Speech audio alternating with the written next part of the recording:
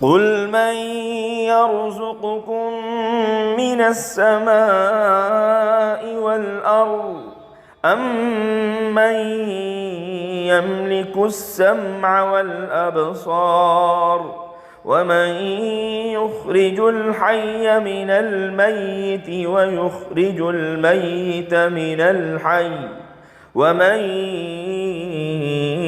يُدَبِّرُ الْأَمْرَ فَسَيَقُولُونَ اللَّهُ فَقُلْ أَفَلَا تَتَّقُونَ۔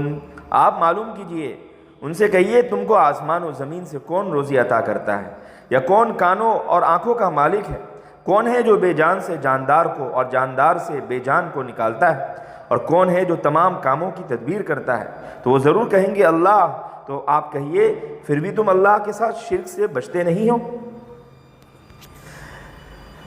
اللہ تعالیٰ کا یہ ارشاد کہ حق کے بعد گمراہی کے سوا اور کوئی راستہ نہیں، اس کا پتہ دیتا ہے۔ اس آیت کی روشنی میں علماء نے لکھا ہے کہ عقیدہ توحید اور بنیادی عقائد کے باب میں جو بات حق ہوگی، اس کے مقابلے میں یقینی طور پر دوسری بات باطل ہوگی۔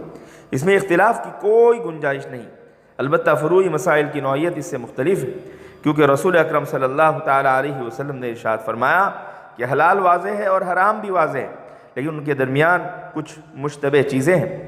اس لیے ایسے مسائل میں اختلاف رائے پیدا ہو سکتا ہے، اور ان کے بارے میں یہ بات کہی جا سکتی ہے کہ بنیادی طور پر دونوں نقطۂ نظر کے حاملین حق پر ہیں، لیکن یہ جو عقیدہ توحید ہے اور یہ جو بنیادی عقائد ہے، اس میں حق بات ہی حق ہوگی، اس کے مقابلے میں کوئی دوسری بات نہیں ہوگی، کیونکہ وہ بات باطل ہے، اسی لیے اس میں کوئی اختلاف کی گنجائش نہیں۔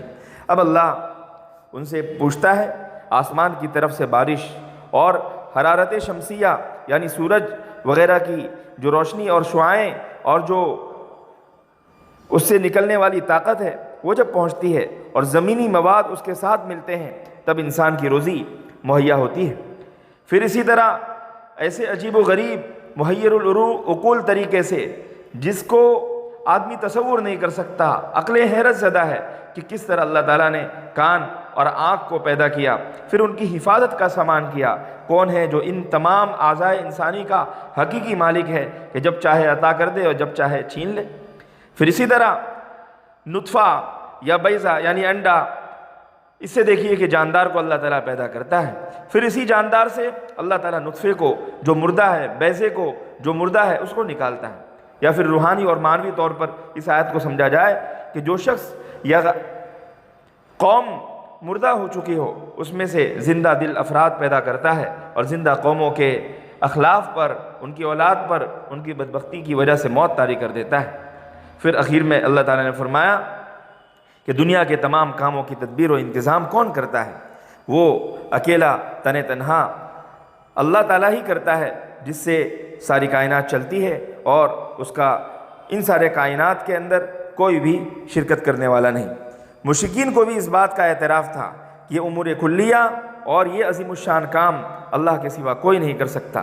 اس لیے فرمایا کہ جب اصلی خالق و مالک اور تمام عالم کا مدبر تم اسی کو مانتے ہو، پھر ڈرتے نہیں کہ اس کے سوا اور دوسروں کو تم معبود بنا لو؟ معبود تو وہی ہونا چاہیے جو خالق کل ہو، مالک الملک ہو، رب مطلق ہو، ہر چیز پر تنہا علی الاطلاق وہ تصرف کرنے والا ہو۔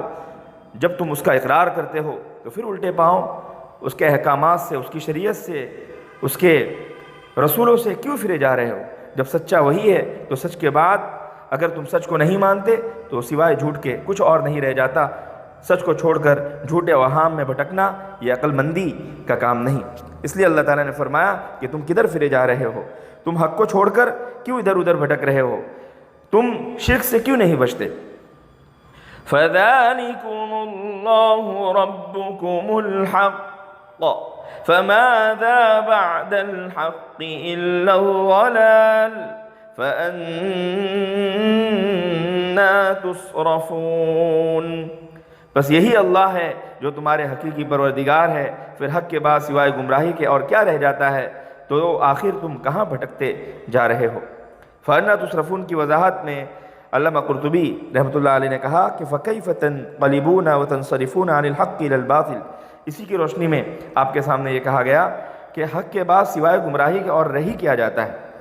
تو تو اسی کو آپ کے سامنے سمجھایا گیا کہ جب حق واضح ہو گیا پھر آدمی حق کو نہیں مانتا تو حق کے علاوہ اس کے مقابلے میں جو چیز ہوتی ہے وہ باطل ہوتی ہے۔ جب سچ کو نہیں مانتا تو ظاہر سی بات ہے کہ وہ باطل ہی کو مان رہا ہے، اور باطل کو ماننے والا کبھی بھی کامیاب نہیں ہو سکتا۔ اسی لیے اگلی آیت ہے كَذَلِكَ حَقَّتْ كَلِمَةُ رَبِّكَ عَلَى الَّذِينَ فَسَقُوا أَنَّهُمْ لَا يُؤْمِنُونَ۔ اسی طرح آپ کے پروردگار کی یہ بات کہ وہ ایمان نہیں لائیں گے نافرمانی کرنے والوں سے متعلق ثابت ہو چکی۔ پتہ چلا کہ اللہ تعالیٰ نے اس آیت کریمہ میں بالکل واضح فرما دیا کہ اللہ نے پہلے ہی سے ان سرکشوں کی قسمت میں ایمان نہیں لکھا ہے، جس کا سبب علم الہی میں ان کی سرکشی اور نافرمانی ہے۔ اسی طرح خدا کی لکھی ہوئی بات ان پر فسق و فجور اور نافرمانی اور عدم اطاعت کی وجہ سے بالکل صادق آ جاتی ہے۔